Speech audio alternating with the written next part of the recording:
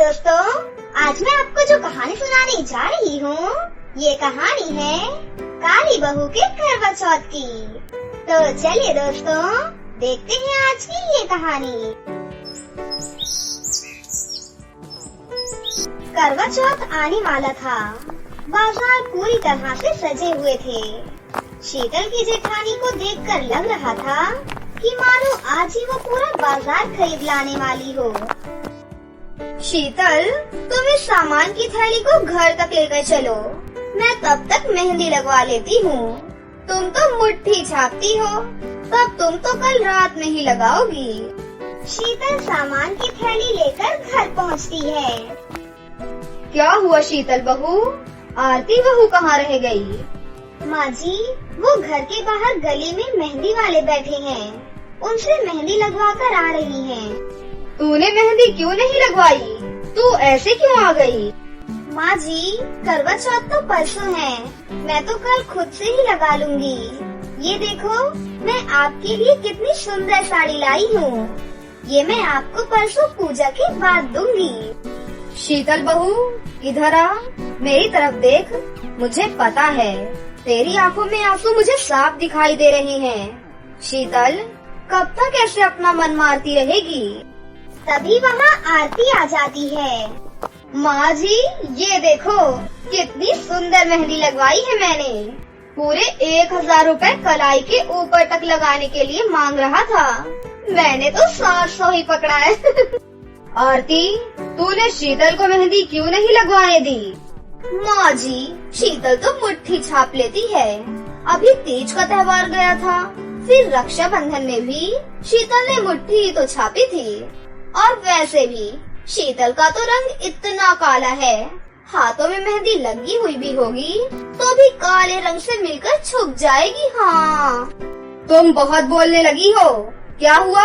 अगर शीतल बहू का रंग काला है तो उसके मन को देखो, वो तुम्हारी कितनी इज्जत करती है। तो मैं कौन सा उसका अपमान कर रही हूँ? अब काली को गोरी बोलने से शीतल का रंग गोरा तो नहीं हो जाएगा। ये बात तो आप भी जानती हो माँ जी। पिछले 3 साल से देवर जी का स्वभाव देख रही हो, कितना चिड़चिड़ा हो गया है। उनकी पसंद की लड़की से जिससे वो प्यार करते थे, आपने शादी नहीं होने दी। आप ही शीतल को पसंद करके लाई थी। आपकी सहेली ने मरते हुए आपसे वचन ले लिया और आप इसे अपने घर की बहू बनाकर लेकर आई। हंसते खेलते देवर जी का चेहरा मुरझाया रहता है अब।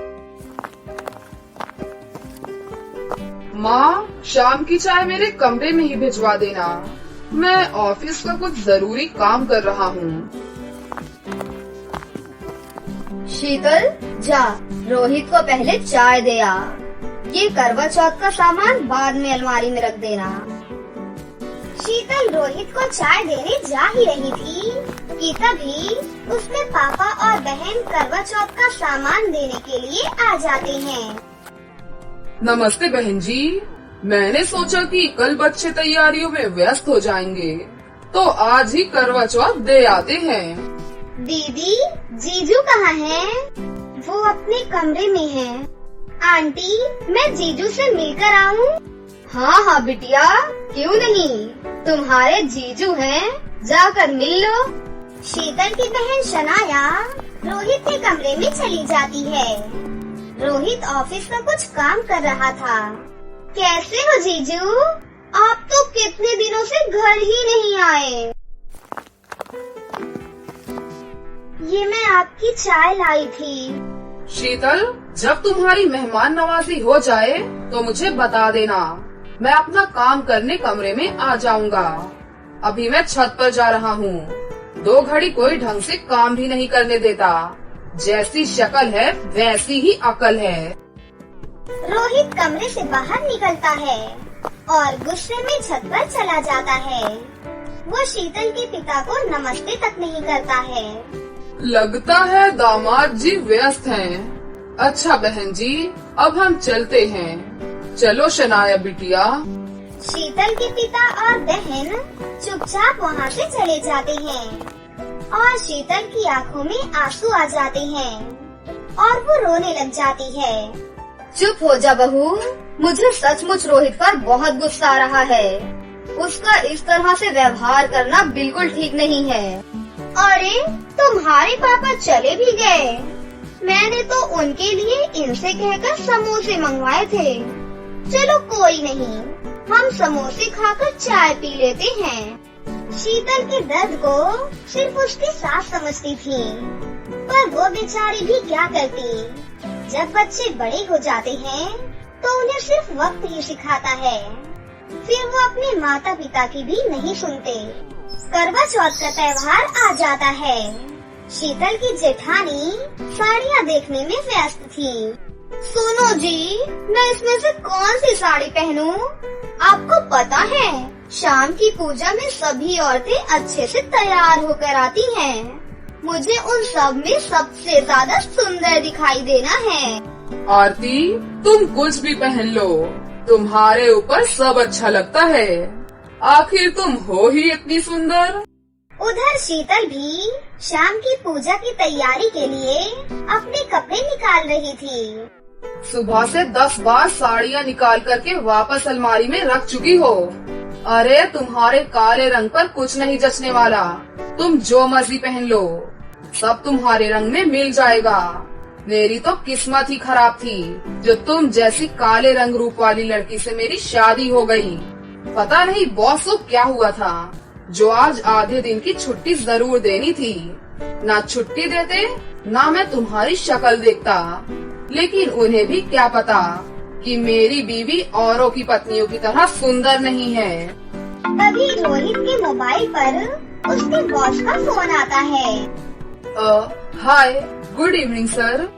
गुड इवनिंग रोहित, अच्छा हुआ तुमने फोन उठा लिया। मैं तुम्हारे साथ के ऑफिस के और लोगों को फोन कर रहा था, पर किसी ने मेरा फोन ही नहीं उठाया। शायद उन्हें लगता है कि मैं काम के लिए फोन कर रहा हूँ, पर कम से कम फोन तो उठाना चाहिए, किसी को कोई जरूरी काम होता है। क्या हुआ सर, कोई परेशानी है? मुझे बताइए, मैं अभी आ जाता हूँ। अरे नहीं नहीं, परेशानी मुझे नहीं है। वो आज मेरी सिस्टर का पहला करवा चौथ है, तो उसके ससुराल वाले एक बड़ी पार्टी कर रहे हैं। उसके घर करवा चौथ देने भी जाना है। मेरी पत्नी सौम्या को साड़ी बांधनी नहीं आती है। सौम्या को और भी तैयारी करनी है, इसलिए वो पार्लर नहीं जा पा रही। और इस समय पार्लर वाले से पूछा भी था, पर सब पार्लर बिजी हैं।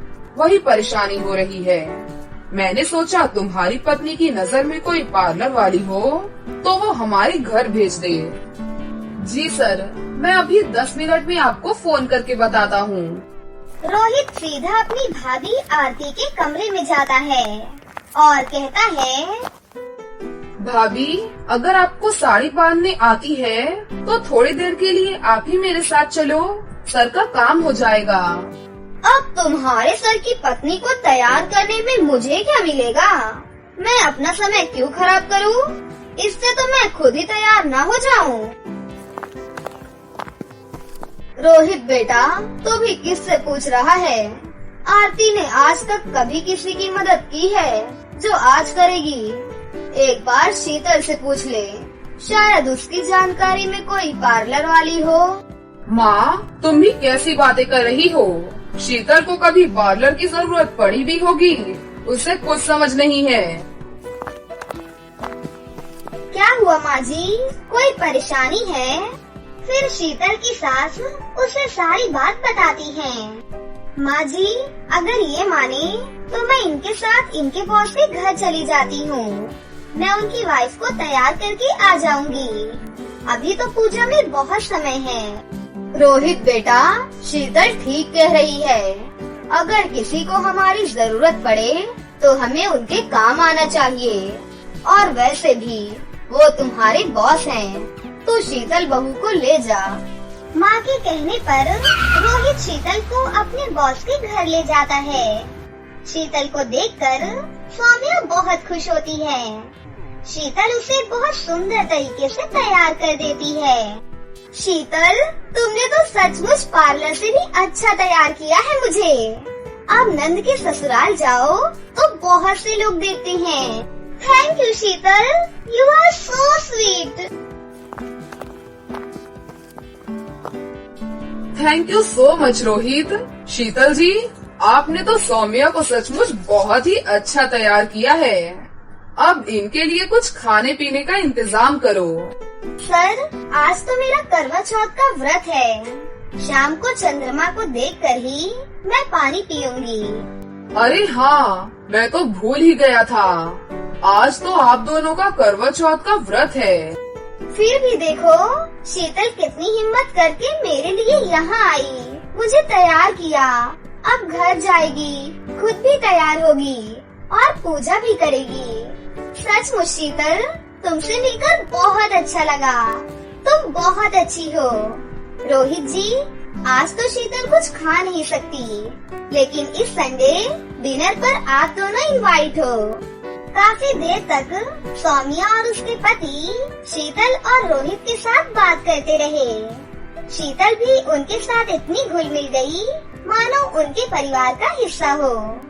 रोहित का मान सम्मान आज शीतल की वजह से और बढ़ गया था।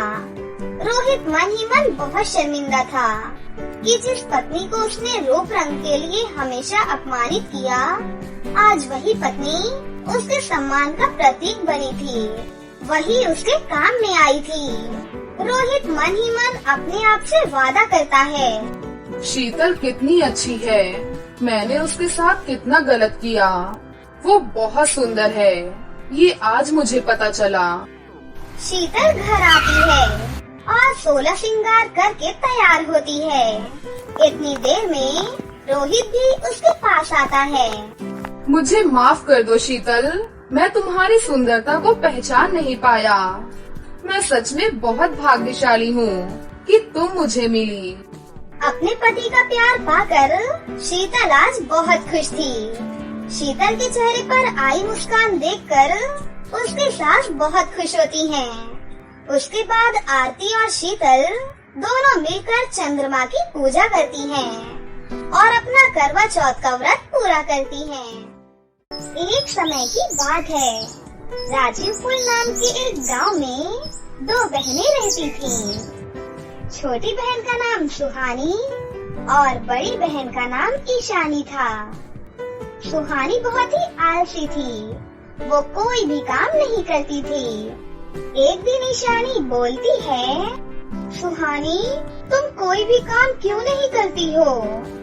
जब देखो खेलती ही रहती हो। मैं और माँ कब तक तुम्हें ऐसे ही बोलते रहेंगे? तुम भी तो कुछ समझा करो। मेरी मर्जी, मैं जो मर्जी करूँ। मैं तुमसे छोटी हूँ, जो मेरा दिल करेगा मैं वही करूँगी। जब मेरा समय आएगा तब काम कर लूँगी, समझी? तभी सुहानी की माँ वहाँ आई और बोली, सुहानी, कैसे बात कर रही हो तुम अपनी बहन से? चलो माफी मांगो। वो तो तुम्हें सही ही कह रही थी। सुहानी को गुस्सा आ गया और वो घर से कुल्हाड़ी लेकर बाहर चली गई। ईशानी भी सुहानी को जाता देखकर उसके पीछे पीछे चली गई। तभी ईशानी बोली, सुहानी, सुहानी, इतने गुस्से में कहाँ जा रही हो? मैं जंगल में जा रही हूँ लकड़ियाँ काटने के लिए। जब देखो तुम सब मुझे ताने ही मारती रहती हो। और इसी तरह ईशानी सुहानी का पीछा करते करते जंगल में पहुँच गई। लकड़ी काटते समय सुहानी का पैर फिसला और वो सीधा जाकर नदी में जा गिरी। ईशानी, ईशानी, मुझे बचाओ, मुझे बचाओ, मैं बह रही हूँ। सुहानी, सुहानी, सुहानी, सुहानी। सुहानी उसी नदी में बहती हुई चली गई और वो दूसरे किनारे पर पहुंचकर बोली, अरे ये मैं कहाँ आ गई और ये किसका महल है? सुहानी जैसे ही किनारे से बाहर निकली तभी उसके सामने एक खूबसूरत परी आ गई। ठहर जाओ बेटी, तुम कहाँ जाना चाहती हो? तुम उस महल में जाना चाहती हो क्या? हाँ, लेकिन आप कौन हो? मैं एक परी हूँ और किनारे पर एक जादुई महल है। उस महल में तुम्हें जो चाहिए वो तुम्हें मिल जाएगा। परी जी, जो भी चाहो, यानी कि खेलना, खाना पीना सब कुछ? हाँ, मैं तो बस इस महल की रखवाली करती हूँ क्योंकि ये मेरा जादुई महल है। परी जी, मुझे भी उस जादुई महल में जाना है। मैं कुछ समय अपने घर वालों से दूर रहकर यहाँ पर रहूंगी। मेरे घर वाले तब मुझे समझेंगे। तुम महल में तो रह सकती हो, लेकिन मेरी इजाजत के बिना बाहर नहीं आ सकती। हाँ परी जी, ठीक है। तभी सुहानी उस महल में चली जाती है और तभी महल का दरवाजा बंद हो गया और सुहानी महल को देखकर बोलती है, कितना सुंदर और कितना बड़ा महल है। अब तो मैं बड़े मजे से रहूंगी, खाऊंगी और पीऊंगी। कोई बोलने वाला नहीं है मुझे यहाँ पर। तभी सुहानी महल से बोली, हे जादुई महल, चलो मुझे सोना है। एक सुंदर सा पलंग दे दीजिए।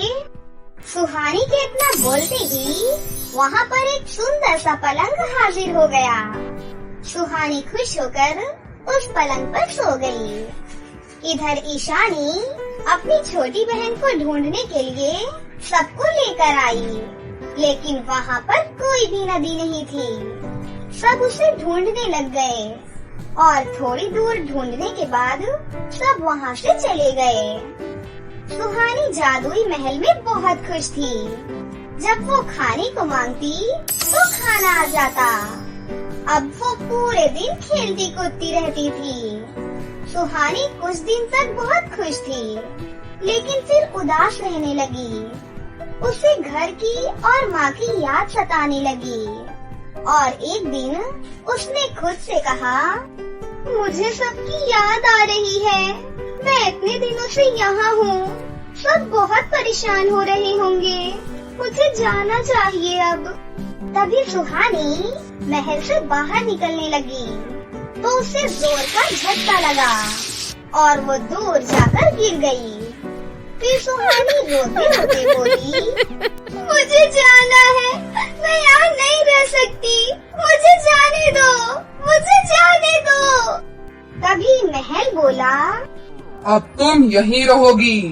जब परी का आदेश आएगा तभी तुम बाहर जा सकोगी। सुहानी जोर जोर से परी को आवाज देने लगी। तभी वहाँ पर परी आ गई और कहने लगी, क्या हुआ सुहानी?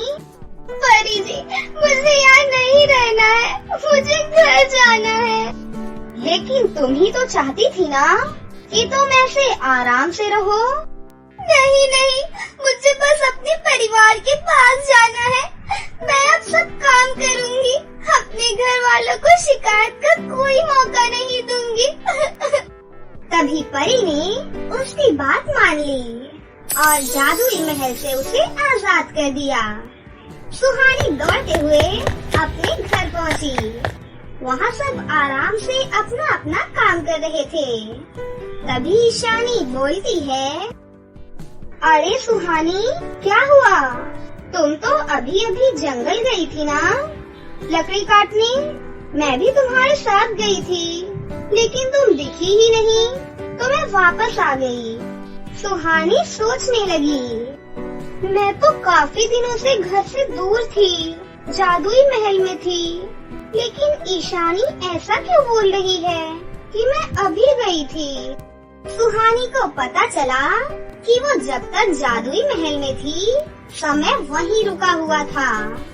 ईशानी सब कुछ भूल चुकी थी, इसलिए किसी को कुछ भी पता नहीं चला। ये सब जादुई महल का जादू है, ये सिर्फ सुहानी ही जानती है। अगली सुबह जल्दी उठकर सुहानी बाहर जंगल में लकड़ी काटने चली गई। जब वो लौटी तब ईशानी और उसकी माँ उसके पास आईं और कहने लगी, सुहानी, बड़ी मेहनती हो गई हो बेटा, हमें माफ कर दो, हम तुम्हें ऐसे ही डांटते थे। नहीं माँ, अब मुझे समझ आ गया है कि काम कितना जरूरी है। अब मैं आराम नहीं करूँगी, काम करूँगी। इस तरह माँ और ईशानी दोनों ने सुहानी को गले से लगा लिया। तो दोस्तों, कैसी लगी आपको हमारी ये कहानी? अगर आपको हमारी कहानी अच्छी लगी हो तो इसे जरूर लाइक करें, साथ ही हमारे चैनल को सब्सक्राइब भी कर लें और बेल आइकन को दबाना ना भूलें। मिलते हैं अगली वीडियो में। धन्यवाद।